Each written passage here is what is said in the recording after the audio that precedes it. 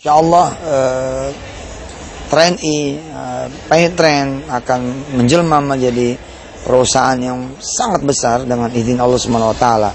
Dalam waktu dekat kita akan selesaikan seperti Moyavidi, kita akan selesaikan. Dalam waktu dekat kita akan selesaikan seperti Moyavidi, kita akan selesaikan. Dalam waktu dekat kita akan selesaikan seperti Moyavidi, kita akan selesaikan.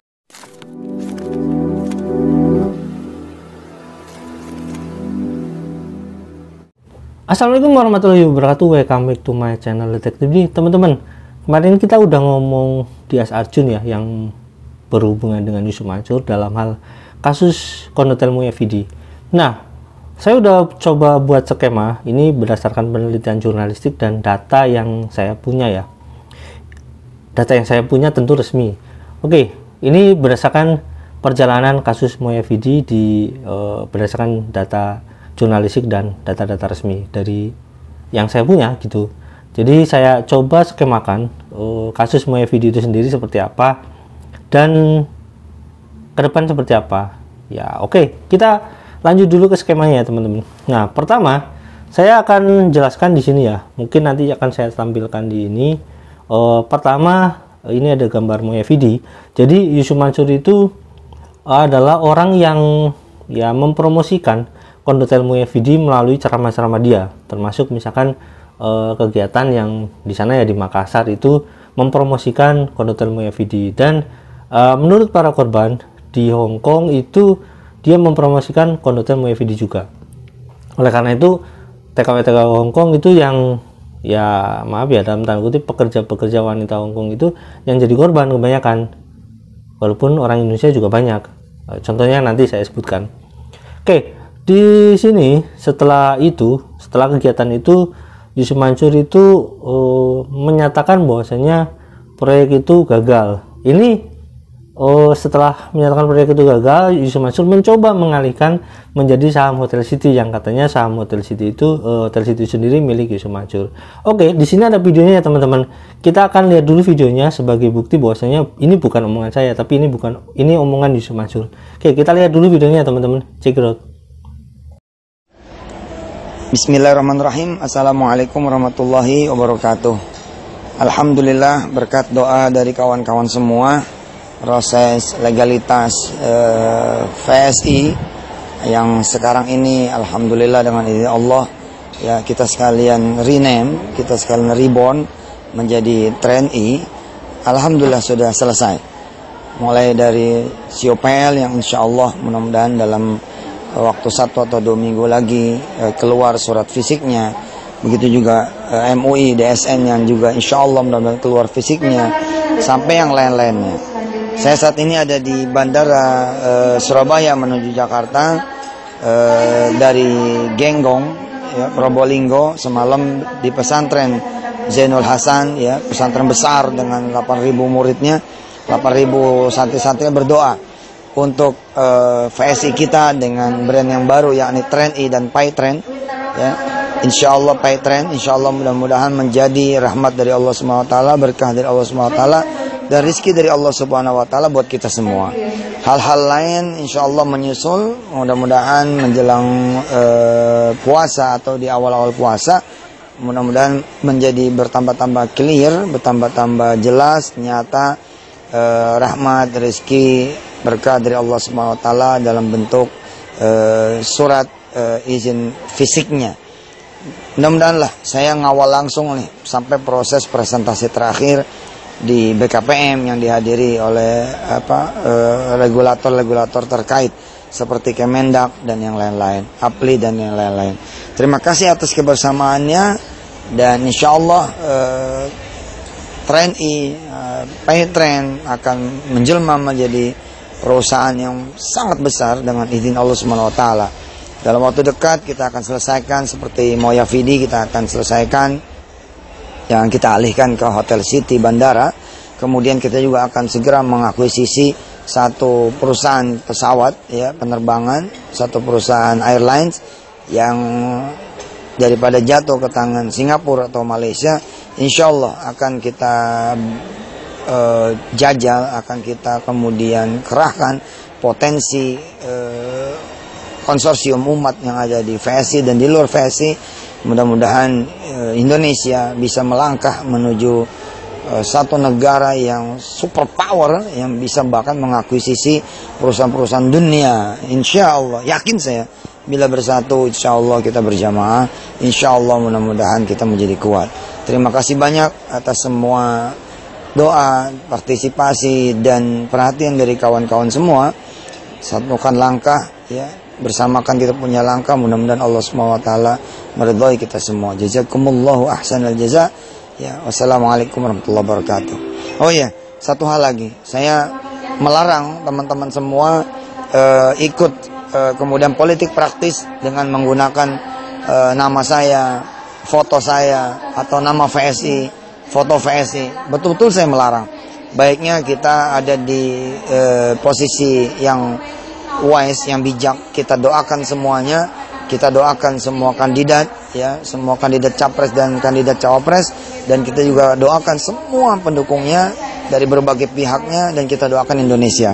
Jadi bila ditemukan di lapangan ada kemudian teman-teman yang turun ke politik praktis memakai atribut saya dan atribut VSI, tentu akan ada tindakan hukum yang menyusul atau peringatan yang menyusul kaitannya, agar kita benar-benar ada di posisi yang bijak, posisi yang kemudian ada di tengah-tengah semua yang sedang berlaga untuk capres dan cawapres. Terima kasih banyak ya. Wassalamualaikum warahmatullahi wabarakatuh. Oke teman-teman, jadi videonya seperti itu ya. Itu saya nggak potong sengaja karena biar jelas ya detailnya.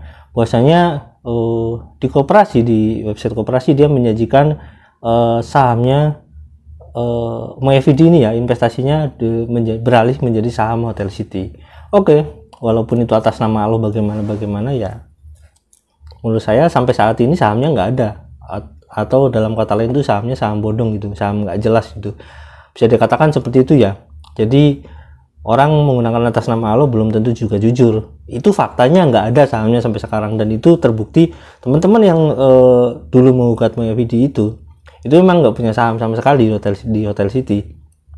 Bahkan bukan teman-teman MoyaVidi ya, ini teman-teman patungan usaha dan yang lain-lainnya itu sampai sekarang nggak jelas itu kepemilikan sahamnya.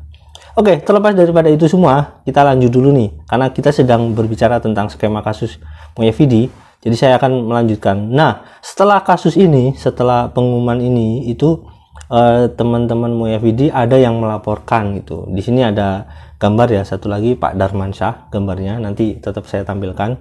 Maksudnya ini bukan Pak Darmansyah, ini adalah kasus pada saat Pak Darmansyah melaporkan Yusuf Mansur ke kepolisian. Nah, di sini saya melihatkan di sini ya, di Solo Post. Ini tanggal ini belum lama sih sebenarnya, tapi ini alur ceritanya aja ya. Ini 27 Januari 2022. Di sini jelaskan Darmansyah peroleh kembali dana setelah laporkan Yusuf Mansur ke polisi. Jadi Yusuf Mansur kalau misalkan itu dilaporkan secara pidana, Yusuf Mansur itu mengembalikan pada saat itu. Pada saat itu ya, catatan teman-teman setelah pada saat itu. Jadi di sini ada tulisannya. Saya akan bacakan sedikit aja ya. Di antara sekian banyak investor proyek investasi dari dai kondang Ustadz Yusuf Mansur, Darmansyah termasuk yang bersyukur karena sudah mendapatkan kembali haknya. Sementara beberapa rekannya hingga kini masih sebatas memendam harapan untuk uang mereka kembali. Darmansyah yang warga Surabaya, Jawa Timur itu menanam dananya senilai Rp 48 juta pada tahun 2013. Oke, ini sampai di sini ya, karena saya sedang membuat skemanya biar jelas. Nah, kemudian Yusuf Mansur itu digugat secara keperdataan oleh beberapa orang, di mana orang itu salah satunya Marsiti kalau nggak salah. Di sini saya akan bacakan, di sini ada di Thoibah ya, saya kutip di Thoibah, berdasarkan sidang di Tangerang. Di sini bahwasanya Yusuf Mansur digugat secara keperdataan. Nah, tapi setelah digugat secara keperdataan, tiba-tiba ada namanya Dias Arjun. Nah, di sini sesuai dengan gambar ada ini perdataannya ya, sidang perdataan Yusuf Mansur itu yang digugat oleh investor MoyaVidi. Kemudian muncul Dias Arjun Adrian di sini. Dias Arjun Adrian, kemudian itu muncul bukan di pengadilan, tapi itu muncul sebagai sosok yang telah mengumumkan bahwasanya Moyavidi, jadi kasus Moyavidi itu bintang CV Bintang Promosindo bertanggung jawab. Di sini ada pengumuman, diumumkan kepada masyarakat dan halayak luas, termasuk pada pihak yang merasa memiliki tagihan kepada CV Bintang Promosindo, baik karena telah terlanjur mengirimkan uang berupa transfer maupun melakukan pembayaran langsung tunai terkait dengan rencana pembangunan proyek Moyavidi di Yogyakarta, tepatnya di Sleman kalau nggak salah. Dengan ini diberitahukan bahwa CV Bintang Promosindo akan mengembalikan uang tersebut, dan kepada pihak-pihak tersebut diharapkan sebagai segera mengajukan klaim dalam waktu paling lambat 30 hari kalender terhitung sejak tanggal pengumuman iklan ini, dengan menunjukkan dan menyerahkan bukti-bukti yang cukup agar bisa diselesaikan pengembalian uang. Informasi lebih lanjut dapat menghubungi nomor 081326448081. Apabila lewat batas waktu yang ditentukan di atas, maka pengajuan klaim gugur tidak berlaku serta pemilik tagihan dinyatakan telah mengikhlaskan tagihan tersebut. Dimohon halayak maklum. Terima kasih. Oke, saya analisa sedikit tentang kasus ini ya. Pertama, pengumuman itu dilakukan di koran. Pertama itu ya. Keduanya, yang mempunyai data seharusnya mereka itu yang bertanggung jawab atas Undang-Undang Perlindungan Konsumen. Kedua itu. Jadi CV Bintang Promosindo kalau misalkan dia merasa memiliki piutang, masih hutang gitu ya, hutang terhadap CV Bintang Promosindo, terhadap para investor, bukan berarti para piutang ini, para investor ini yang harus meminta gitu.